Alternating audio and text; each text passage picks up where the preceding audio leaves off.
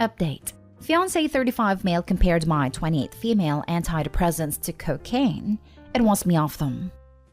Original story. I have the loveliest, most charming, and attentive fiancé. We had a whirlwind romance for 9 months, in which he proposed over quarantine. He is everything I wanted a partner, and I love him deeply. But the last 3 months were rough for me. I had a car accident, started a small business, and had a family member pass away. My fiancé and I weren't getting along because I was stressed, crying and had to enter serious therapy to deal with the effects of the accident. I was unhealthily dependent on my fiancé and would call him nightly, just sobbing my eyes out. I started taking a low-dose antidepressant. Finally, I'm not fixated on the accident. I'm happy and go lucky. I'm back swimming again, my favorite activity, calling friends, and my business is doing well.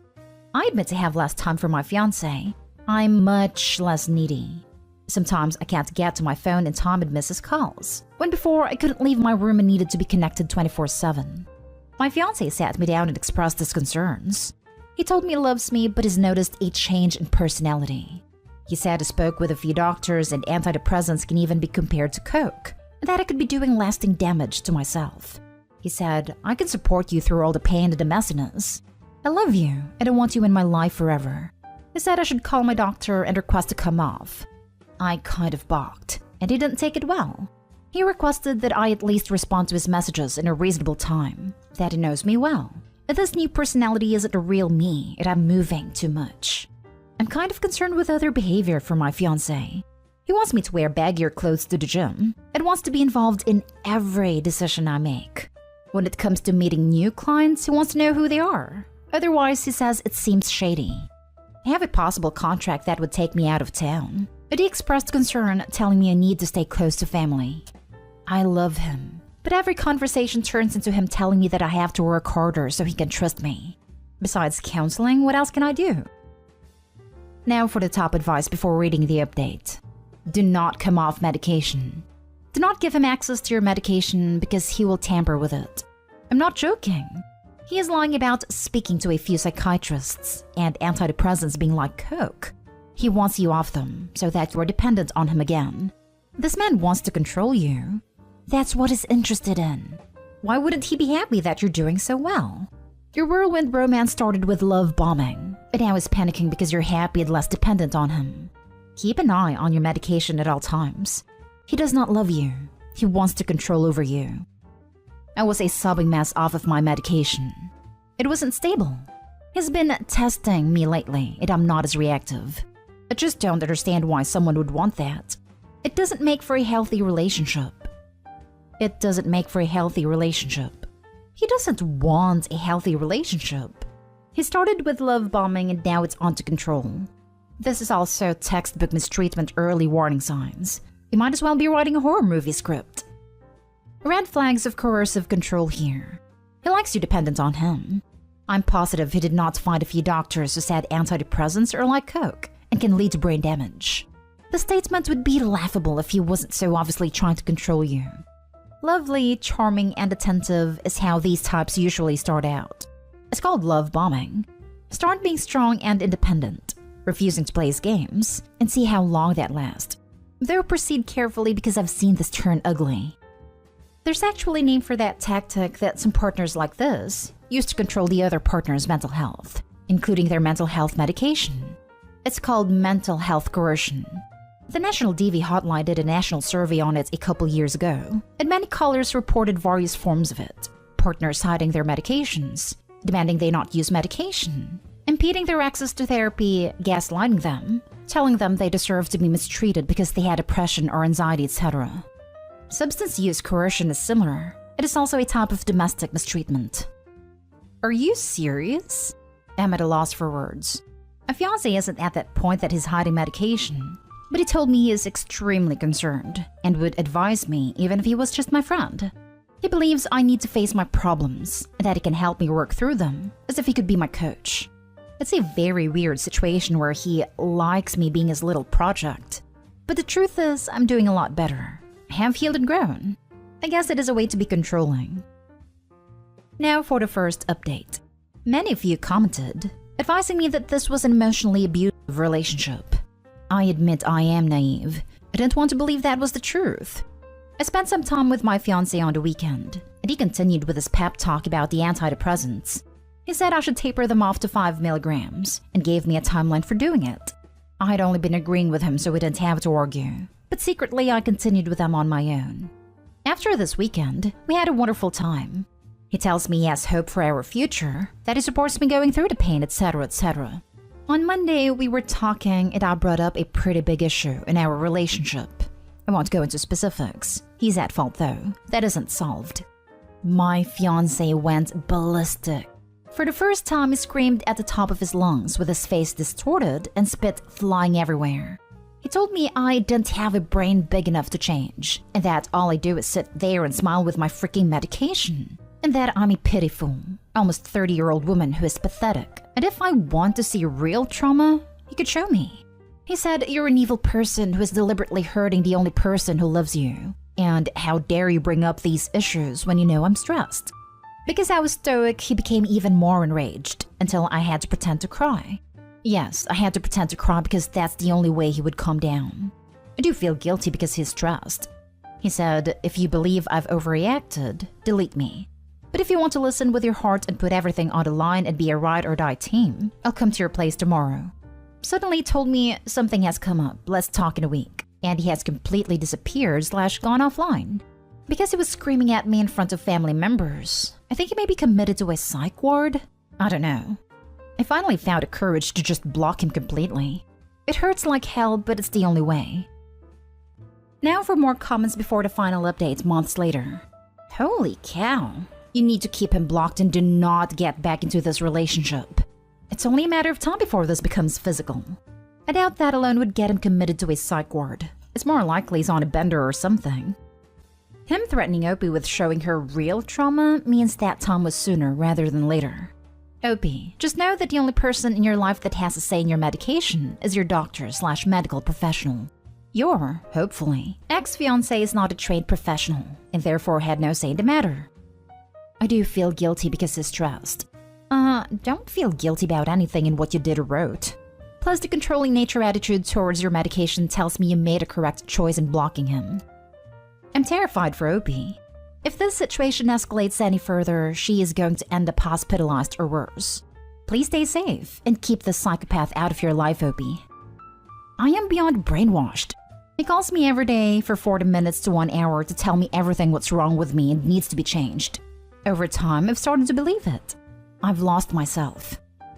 I have to tell you, it is very unusual to conclude that because someone shouted, they have been committed to a psych ward. That is just a really dramatic notion. Why didn't the family members present intervene when he was screaming and spitting on you? It is not because of the screaming. It's because of his unusual / manic behavior that's become increasingly worse the 4 weeks. He is hearing and seeing things that aren't happening. He was telling me I was evil and that I had to wake up. There are many other things I didn't include in this. Sounds like bipolar psychosis, which is no joke. How absolutely ironic that he'd be screaming about you being evil, and stupid for treating depression while he's having a breakdown. You deserve to be in a healthy relationship with someone empathetic. Is not it? Let me tell you, it is absolute hell. Now for the second update months later. I wanted to take the time to thank all of the lovely commenters. It was hard to hear and understand at the time, but you really helped me see how messed up that situation was. Thank you for all the resources, which I had to read over and over in order to try to understand. My ex-fiancé and I are no longer together, and we have zero contact. We had a terrible breakup, in which he threatened to traumatize me. I spiraled into a pretty bad depression, and continued with serious therapy. I took a 2-month trip abroad and entered a healing retreat that was out of cell service. I basically spent 7 weeks crying, vomiting, and healing in the jungle. The good news is that my anxiety has lessened, to the point that I no longer take any kind of medication. I lost 20 pounds. I bought a new apartment, started a new job, and, slowly, started dating someone new. I made a lot of new friends, and I'm actually allowed to see them now. My new guy is about 100 times better, and has never tried to control me in any way. I have bumped into my ex-fiancé 4 times, and honestly, I kind of recoil at the sight of him. I have no idea how he was able to control my life so much at one point. That was a really dark place. It will take me a long time before I love anyone again, but that's okay. I'm giving myself a lot of time and space. Things aren't perfect and I'm still processing, but things turned out much better than I hoped for. So thanks again. Sometimes the best medication is removing toxic people from your life. I'm so glad you got out of that situation. Remember that your mental and physical health are always priority number one, and I hope you have a good recovery in life. Thank goodness. I remember how scared I was reading your original post. Happy you've pulled yourself out of this. Thank you for the kind words. The thread validated me so much, and I am in a much better place. Now for the last story. Update. Boyfriend 28 wants me, 26 female, to turn down huge promotion. Original story. My boyfriend and I have been together about 18 months and moved in a month ago. Everything in our relationship is great, and we have discussed getting engaged in about 2 years. We both want to wait that long. I haven't been thrilled at my company lately, but I just got a promotion offered to be unexpectedly. It would be about a 35% raise and better job title, but it would involve regular traveling, at least a few days a week. This would be great for my career, but my boyfriend does not want me to take it. He says he's done a long-distance relationship before, and it sucked, and he has no interest in doing that again. This wouldn't be long distance, but about half the time I would be gone. He didn't go as far as to say he'd break up with me, but he said something to the effect of, "I love you, but I wouldn't stay in a situation that made me less happy." I am pretty stunned. I don't really know how to react to all this. He's never been anything but supportive of me in the past, and we've never even had a fight. He wants me to look for jobs elsewhere that don't require the traveling. It would be hard to get one that would pay this much with a job title being offered at my age. I'm not sure how I feel about all this. The promotion would bring me from a little over 80,000 to 105,000. He makes 110,000. He thinks I could get similar/same pay at a different company without constant travel. He also thinks it'd be unfair to put all the pet care on him. Now for the top advice before reading the update. I am pretty stunned and don't really know how to react to all this. He's never been anything but supportive of me in the past, and we've never even had a fight. He shared a boundary. He communicated it in a very healthy way. The positive here is your partner has made his expectations clear and classified his needs. What you decide to do now is your decision.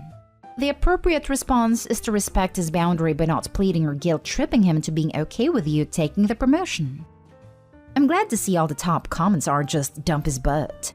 He expressed his feelings and thoughts based on past experiences in a reasonable way. And while he didn't use breakup as threat to get what he wants, he's not a doormat and didn't promise he could stick around. All couched in concern for his girlfriend. First question. When a company that you're not happy working at offers you a promotion with a better pay and title, should you accept it? Second, I think your boyfriend has a clear expectation/boundary. If you guys can't find middle ground in this, it's going to be tough being together. That's part of his argument. I haven't been happy at my company for a while. He thinks getting in deeper by accepting the promotion would just be more stress and it wouldn't be worth the extra salary, but would only harm our relationship. I can't decide if this is just him expressing a boundary and fair or overstepping. Just to be clear, I'm reading you say that you're getting a promotion at a job you don't like and it will cause friction in your relationship. I understand where your boyfriend is coming from, and it is a good thing that he's communicating his boundaries. Being apart for days at a time is bound to put stress on the relationship regardless, so this is something you need to thoroughly consider. Do you think frequent travel is worth the raise? Do you think your boyfriend is being unreasonable with his boundaries? Is the relationship something you want to pursue further? Honestly, this is more up to personal judgment than anything else. The best advice I can give is to talk with your partner. He doesn't seem like he's unwilling to let you work at all. I'm reading that he just doesn't want to be apart frequently. Oh, he is absolutely not trying to stop me from working. He said many times he loves that I have a good career. So does he. And now for the update. Long story short, I declined a promotion. I wanted to work after my conversations with my boyfriend, and I had a talk with my current boss. I asked more about the role and why it was available. Basically, the last 2 people have quit due to the stress. And honestly, the more I learned about it, the less interested in it I was. They gave me until yesterday to decide. But after going home to my boyfriend to the house we just moved into together and hanging with my pets, I just realized things are going so good for my personal life right now. And adding a super stressful job that would harm the best relationship I ever had would be a mistake. Also, it really wouldn't be fair to put all the pet care on him. When I got the dog as my own and we agreed to get the cat together. Then my mom said that when my dad had a job like that, they almost broke up before they were married. I've always looked at their relationship like the gold standard, so to hear that was shocking. I also asked my friend with a similar work schedule, and she said she's looking for new jobs because despite making good money, she can never actually enjoy it since she's always on the road. She and her boyfriend at the time she started that job broke up, and she said the job had a lot to do with that. I don't want that for me. I know a lot of people say I shouldn't make decisions around a boyfriend, but I truly believe that he will be my husband and father of my kids one day, so I'm happy to have made this decision. I am starting to look for a new job, and I'm glad my boyfriend encouraged me to not get in deeper with my company, because I'm realizing that the only toxic relationship I have is with my employer, and the one I have with him is quite healthy. I appreciate the advice I received on my last post. The last 2 people have quit due to distress. Even without your boyfriend, this would be enough for me to not take the job. In general, I agree not making career decisions for a relationship that is still fairly young, but it sounds like this probably would have been a nightmare anyway. If you're good at your job, there will likely be other opportunities for advancement. Yeah, my roommate's sister was offered a really good job. 6-figure salary plus other benefits. But once she joined, she heard that many prior to her left the job pretty early on. After a few days, the boss started making unwanted advances. Since it's an outsourcing company, HR complaints need to be made to a different country's branch. The complaint she made didn't go far, so she just left the job. There's apparently 0 retention for that position. Okay, this is a better reason than just boyfriend. If you were about your work-life balance, that is valid. I've got jobs over that. It's definitely the biggest reason, but yes, the others matter as well. Sweetheart, you might not read this, but I always give this advice to most people. Don't live to work, work so you can live. Do not make your job your life. Work enough so you can support your life. Your job should be just that, something you have to do. A job, not your life. I disagree. Find something you love and do it well. That is how you find true balance. Living your career as a separate part of yourself when you spend so much of your day and week devoted to it is a recipe to never have balance. Most people don't love to work. If you do, congrats. But most people do what they can to not live a crappy life. Sacrificing money for happiness is a very hard choice, but usually the right choice.